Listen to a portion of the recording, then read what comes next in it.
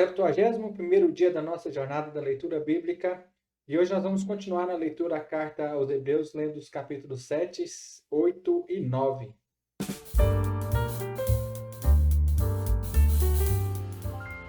Na nossa leitura de hoje, o autor da carta aos Hebreus vai falar de Cristo, ou do sacrifício de Cristo, da oferta de Jesus Cristo na nova aliança. Vamos então à nossa leitura. Hebreus, no capítulo 7, a palavra do Senhor nos diz o seguinte: Esse Melquisedeque, rei de Salém, sacerdote do Deus Altíssimo, encontrou-se com Abraão quando este voltava, depois de derrotar os reis, e os abençoou. E Abraão lhe deu o dízimo de tudo. Em primeiro lugar, seu nome significa rei de justiça, depois rei de Salém, quer dizer rei de paz. Sem pai, sem mãe, sem genealogia, sem princípio de dias nem fim de vida, veio semelhante ao Filho de Deus. Ele permanece sacerdote para sempre. Considerem a grandeza desse homem. Até mesmo o patriarca Abraão lhe deu dízimo dos despojos. A lei requer dos sacerdotes dentre os descendentes de Levi que recebam o dízimo do povo, isso é, dos seus irmãos, embora estes sejam descendentes de Abraão. Este homem, porém, que não pertencia à linhagem de Levi, recebeu os dízimos de Abraão e abençoou aquele que tinha as promessas. Sem dúvida alguma, o inferior é abençoado pelo superior. No primeiro caso, quem recebe o dízimo são homens mortais. No outro caso, é aquele de quem se declara que vive.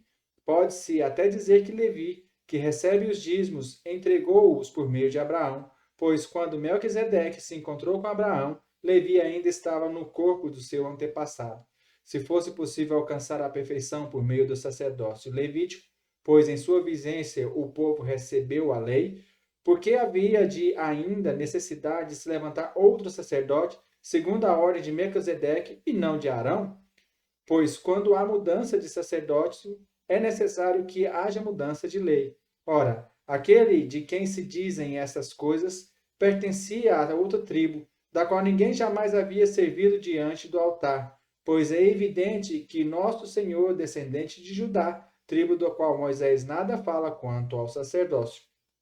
O que acabamos de dizer fica ainda mais claro quando aparece outro sacerdote semelhante a Melquisedeque, alguém que se tornou sacerdote não por regras relativas à linhagem, mas segundo o poder de uma vida indestrutível, pois sobre ele é afirmado: Tu és sacerdote para sempre, segundo a ordem de Melquisedeque. A ordenança anterior é revogada, porquanto era fraca e inútil, pois a lei não havia aperfeiçoado coisa alguma, sendo introduzida uma esperança superior pela qual nos aproximamos de Deus. E isso não aconteceu sem juramento. Outros se tornaram sacerdotes sem qualquer juramento, mas ele se tornou sacerdote com juramento, quando Deus lhe disse: O Senhor jurou e não se arrependerá. Tu és sacerdote para sempre. Jesus tornou-se, por isso mesmo, a garantia de uma aliança superior. Ora, daqueles sacerdotes tem havido muitos, porque a morte os impede de continuar em seu ofício. Mas, visto que vive para sempre, Jesus tem um sacerdócio permanente. Portanto, ele é capaz de salvar definitivamente aqueles que, por meio dele, aproximaram-se de Deus, pois vive sempre para interceder por eles. É de um sumo sacerdote como esse que precisávamos, santo, inculpável, puro, separado dos pecadores, exaltados acima dos céus. Ao contrário dos outros sumos sacerdotes, ele não tem necessidade de oferecer sacrifício dia após dia, primeiro por seus próprios pecados e depois pelos pecados do povo. E ele fez isso de uma vez por todas quando a si mesmo se ofereceu, pois a lei constituiu sumos sacerdotes a homens que têm fraquezas, mas o juramento, que veio depois da lei, constituiu o Filho perfeito para sempre. O mais importante do que estamos tratando é que temos um sumo sacerdote como esse, o qual se assentou à direita do trono da majestade nos céus e serve no santuário, no verdadeiro tabernáculo que o Senhor erigiu e não o homem.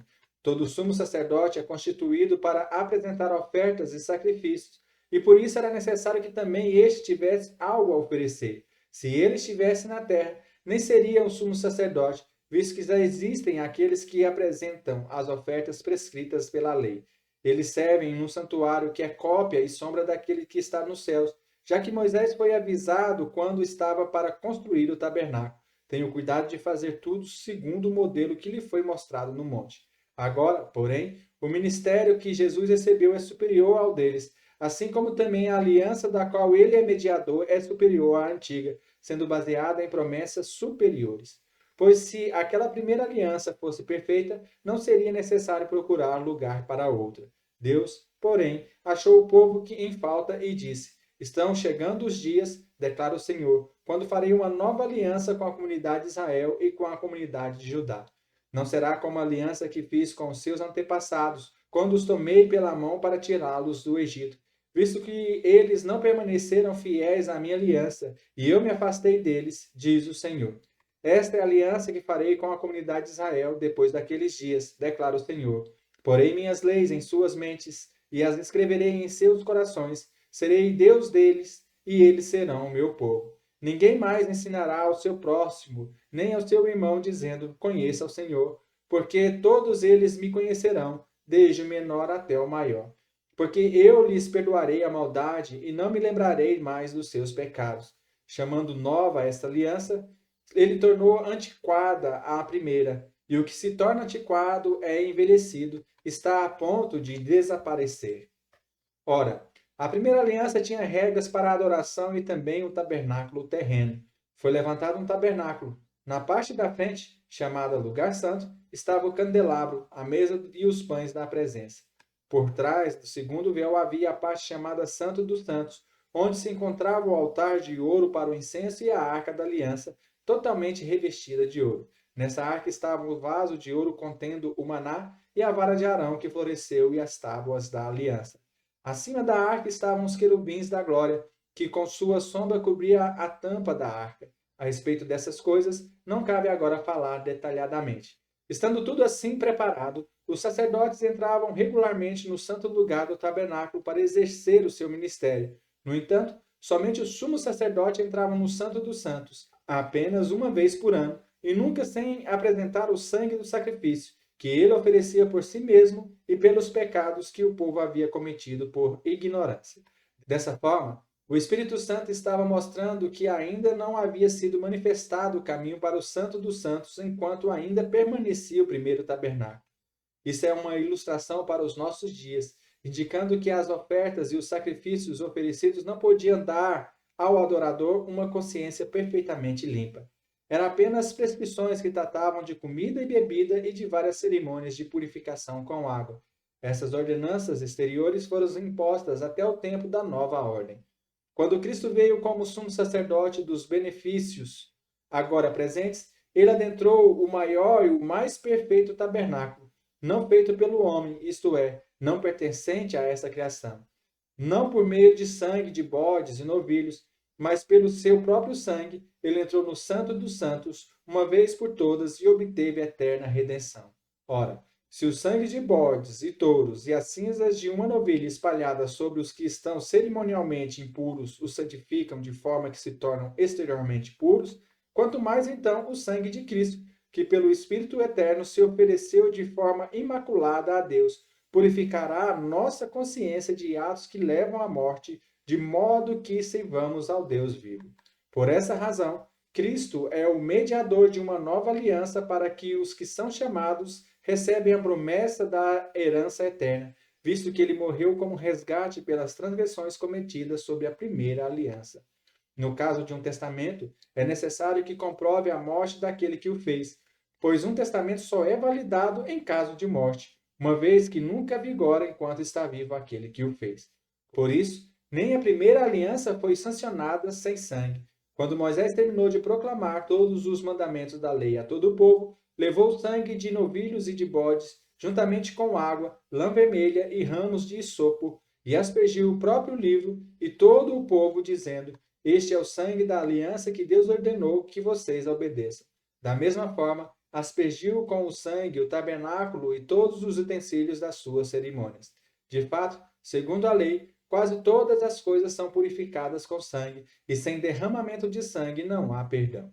Portanto, era necessário que as cópias das coisas que estão nos céus fossem purificadas com esses sacrifícios, mas as próprias coisas celestiais com sacrifícios superiores.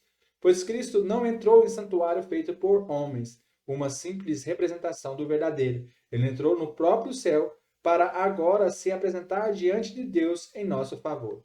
Não, porém, para se oferecer repetidas vezes à semelhança do sumo sacerdote que entra no Santo dos Santos todos os anos com sangue alheio. Se fosse assim, Cristo precisaria sofrer muitas vezes desde o começo do mundo, mas agora ele apareceu uma vez por todas no fim dos tempos para aniquilar o pecado mediante o sacrifício de si mesmo. Da mesma forma, como o homem está destinado a morrer uma só vez e depois disso enfrentar o juízo, assim também Cristo foi oferecido em sacrifício uma única vez para tirar os pecados de muito, e aparecerá a segunda vez, não para tirar o pecado, mas para trazer salvação aos que o aguardam. Aleluias!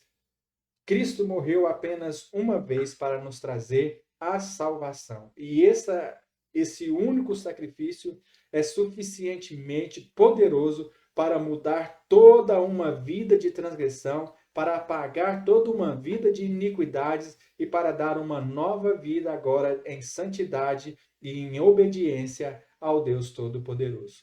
Glórias ao Senhor por isso. Que o Senhor abençoe o seu dia e nos vemos amanhã no nome santo de Jesus.